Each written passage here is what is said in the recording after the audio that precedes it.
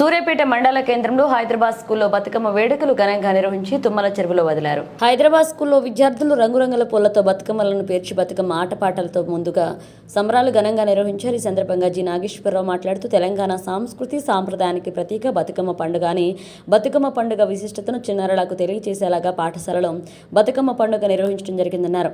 అనంతరం బతుకమ్మ పాటలతో పాఠశాల ఉపాధ్యాయులు, చిన్నారుల ఆటలతో పాఠశాలలో పండుగ వాతావరణం నెలకొంది. ఈ కార్యక్రమంలో ఉదయశ్రీ, ఉపాధ్యాయులు, విద్యార్థులు పాల్గొన్నారు.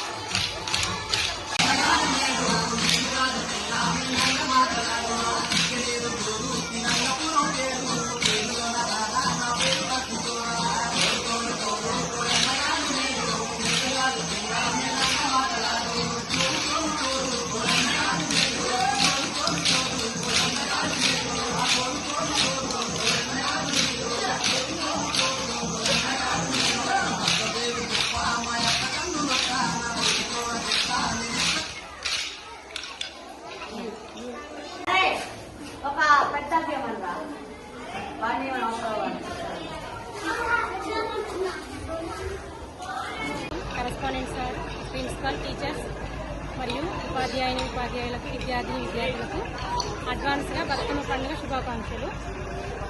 బతుకమ్మ పండుగ అనేది మన తెలంగాణ రాష్ట్ర పండుగ కాబట్టి ప్రతి పాఠశాలలో, ఆసుపత్రులలో, ఇలాంటి ఆఫీసులలో మనం ముందుగానే బతుకమ్మ పండుగ జరుపుకుంటున్నాం. ఈరోజు కూడా మన హైదరాబాద్ పబ్లిక్ స్కూల్లో చాలా రంగరంగ వైభవంగా బతుకమ్మ ఫెస్ట్ అనేది జరుపుకున్నాం.